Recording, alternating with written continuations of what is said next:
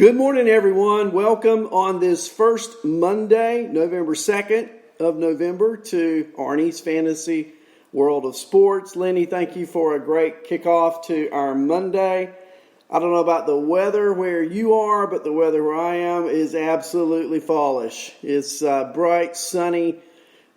Woke up this morning, temperatures in the 30s here in North Carolina. It is one beautiful day. And we're going to spend today talking NFL. Lenny spent the 9 o'clock hour talking MLB. We're going to talk NFL for the time I'm with you today. So pull up a chair, pour that second or third cup of coffee, and let's give it a look-see and see what's going on. For those of you who have, I've gotten calls in the last, put it down a little bit. I've gotten calls in the last few weeks, people listening to the show or watching it on Facebook. And I don't know if Dennis Stevenson's out there this morning, but good morning to Dennis. And I hope that you're enjoying the show. And I hope you've got some good news for me on some closings that I'm hoping that will come up in the next few days as well once this show is over. We're going to go through some of the games from yesterday. First of all, my beloved Las Vegas Raiders. Oh, yes, we go to Cleveland yesterday in just the most beautiful of conditions. It's like 35 degrees, a howling 40-mile-per-hour wind, snow and rain, and all kinds of mess. And the Raiders, commitment to excellence. Just win, baby. Beat the Brownies. The Raiders improved to 4-3. The Brownies fall to 5-3. And that AFC is just a beast league this year. I mean, you got the Chiefs and the Raiders out west, who both look like playoff teams. You've got the Steelers and the Ravens. What a game they played yesterday. You've got the Dolphins and the Bills. You've got, the Colts, and the Browns are 5-3. I mean, there are so many teams vying for those playoff spots. We'll talk about more of those. But statistically wise, yesterday, only one touchdown in the game. The rest were field goals. And you should have seen that ball hook from right to left as they kicked it. It was crazy. Josh Jacobs, though, had one of the better games today.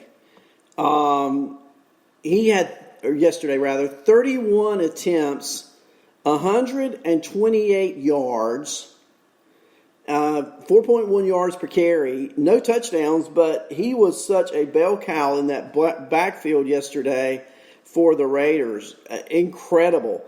They got 208 yards on the ground yesterday. Derek Carr only threw 24 times, 15 completions for 112 yards. But the Raiders ran the ball. The offensive line controlled things. So what an outing for their O-line yesterday. And I think that's the thing in fantasy that we may not look at quite enough is the performance of offensive lines. The offensive lines on these teams, there's a real reason why, take Dallas, who lost to the Eagles last night 21-9. Not a great game for either side, but when you look at Dallas and Ezekiel Elliott, he has scored under 10 fantasy points the last 3 weeks. And you can say, well, Dak Prescott's not there. True, that's going to hurt the team as a whole. But the problem in Dallas with the running game, I can attribute some of it to Dak being out and a focus more on Zeke. But the offensive line, you only have last night one of the starters of 5 on that O-line. And when your offensive line is injured to that extent, you're just not going to be successful and perform well. You're just not. So that's what we had last night as we start our day looking at the Raiders and the Browns. Other games were played yesterday other than my beloved Raiders. Yes, they were. So we're going to take a look at some more games. My phone is going crazy here this morning, I tell you. The Falcons and Panthers played Thursday. How about that Steelers-Ravens games yesterday? The Steelers improved to 7-0. They beat the Ravens yesterday, 28-24. It was a back and forth kind of game. Pittsburgh is 7-0 for the second time in team history. The last time they were 7-0 was 1978, their Super Bowl 13 season. The Steelers looked good in a lot of ways yesterday. If you look at the statistics from yesterday, looking at the Steelers, Roethlisberger, only 182 yards. Yesterday was not these Midwestern, Northeastern games. The winds were howling. Not a great passing day for quarterbacks. But James Conner did get a touchdown. He rushed 15 times, only 47 yards on the ground. The Steelers were really out statistically played by the Ravens. But Lamar Jackson, inconsistent, 208 yards, 2 touchdowns. He had a 50-yard touchdown run called back. He did throw 2 picks. What I think you get out of that game yesterday is the emergence of rookie J.K. Dobbins at running back. It was said before the game that the Steelers would stop the run. Well, no. Baltimore ran for 265 yards yesterday. Dobbins 113. Edwards had 87. Lamar Jackson 65. It was a great rushing day against what had been a great defense against the run. Passing-wise, the number one receiver yesterday for Baltimore, let's do a drum roll here, Willie Snead. Willie Snead, 5 receptions, 106 yards, and the last pass of the game that could have won it had he caught it, but he was thrown into triple coverage, basically, was intended for Willie Snead. The Ravens got 208 yards through the air, so they were right at that 475-yard mark for the game. But nonetheless, the Steelers rose to the occasion when they had to. It wasn't statistically a pretty game for Pittsburgh, but it was a win nonetheless. On the road in Baltimore, the Steelers 28, the Ravens 24. The Steelers improve again to 7-0, and the Ravens are now at 5-2. Did you watch the Vikings and the Packers or catch any of that game yesterday? The Vikings improved to 2-5. They win over Green Bay 28-22. It was the Dalvin Cook show yesterday. Dalvin Cook rushed 30 times. He had 163 yards rushing, 3 rushing touchdowns. He caught 2 balls for 63 yards and had another passing touchdown. Not a great day for the Viking wide receivers. Adam Thielen, 3 catches, 27 yards. Justin Jefferson, 3 catches, 26 yards. But again, like I said, it's the Dalvin Cook show. And the Packers, Aaron Rodgers threw for 291, 3 touchdowns. Jamal Williams, again, Aaron Jones out again yesterday. Jamal Williams rushed 16 times for 75 yards, a 4.7 average. And great game for both teams, but Minnesota improving to 2-5. The Packers falling to 5-2. It was a game that I really thought the Packers would win, but just didn't happen.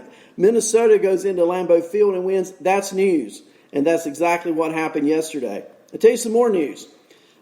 I don't know how many of you thought the Rams would take care of the Dolphins yesterday, but it was the other way around. The Dolphins improved to 4-3. The Rams fall to 5-3.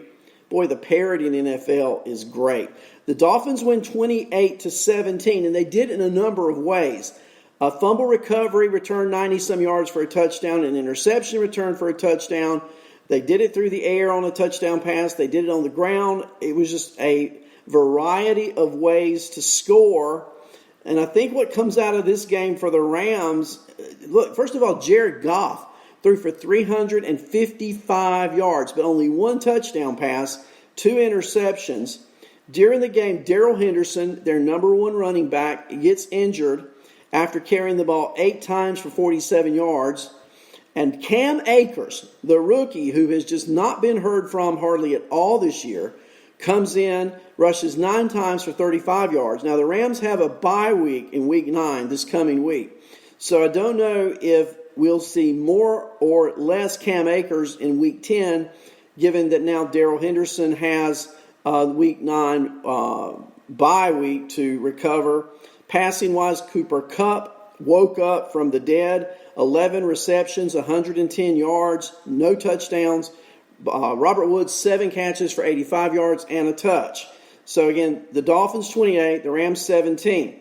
Chiefs, they make mice meat over the Jets yesterday, 35-9. Not a lot of stats here. The Chiefs improved to 7-1. But I do want to let you know Patrick Mahomes, he's back, 31 completions, 416 yards, and 5 touchdown passes on the day for Patrick Mahomes. So a great effort, Kansas City beating the Jets. The Jets are now 0-8. How many of you guys are big Colts running back statistical fans? You know, if you have a player named Jonathan Taylor, a first-round draft pick, probably drafted in most fantasy leagues between rounds 1 and 3, and he has probably been one of the more disappointing regular running backs in the NFL this year. Well, yesterday was a crash down to earth moment for Jonathan Taylor. Carried the ball 11 times, 22 yards rushing. He was replaced by Jordan Wilkins, who rushed 20 times for 89 yards and a touchdown. And Nyheim Hines came in on third down work, caught 3 balls for 54 yards and 2 touchdowns. That's Nyheim Hines, the former Wolfpack North Carolina State great. It looks like the role of Jonathan Taylor starting yesterday is being made de minimis. And Jordan Wilkins may be a player to pick up on the waiver wire going forward. Owned in only 1% of Yahoo leagues before yesterday. Wilkins also caught a ball for 20-some yards. The Colts beat the Lions in Indianapolis, 41-21. The Colts improved to 5-2, and the Lions are now 3-4. For the Lions, statistically, I've been keeping my eye on the running back situation there. And yesterday, not a good day for DeAndre Swift at all. If you started DeAndre Swift, you are sorely disappointed this morning. 6 carries, only 1 yard. Well, it didn't get much better for Adrian Peterson. 5 carries, 7 yards. They threw the ball a ton. Matthew Stafford, 336 yards and through the air for 3 touchdowns. Wasn't enough. 41-21, the Colts over the Lions. Big upset yesterday. Titans have now lost 2 in a row. They started the year 5-0, that AFC South. They were beaten by the Cincinnati Bengals yesterday, who improved to 5-1. The Bengals 31, the Tennessee Titans 20. And statistically wise, for the Titans, Tannehill threw for 233 yards and 2 touchdowns. Derrick Henry rushed for 112 yards and a touchdown. And for the Bengals, big day for the Bengals yesterday. For former North Carolina Tar Heel Giovanni Bernard, he rushed 15 times for 62 yards and a rushing touchdown. He also caught 3 balls for 16 yards and a receiving touchdown. He has really come on in the filling in the gap for the injured starter there. If Giovanni Bernard is available, he's a player to pick up. Anytime someone has a foot injury and they're a running back, I'm concerned. And Bernard, frankly, the last 2 weeks, he's been a running back 1 in any league that you might play in. So now they have a bye week this week. Well, it remains to be seen what Bernard's role might be after the next week. However, they have a really nice schedule coming up after the bye week, where if Bernard is in the lineup, he's going to get you some points, and it's worth keeping an eye on. If you can stash him away, he's a player to really grab and stash away. Bills stranglehold on that AFC East. They beat the Patriots yesterday 24-21. A late fumble by Cam Newton is the doomsday for the Patriots. Patriots fall to 2-5. The Bills are now 6-2. And looking at the Bills, a big thing yesterday that happened was the splits in carries between Devin Singletary and Zach Moss. Both had 14 carries. Singletary had 86 yards. Moss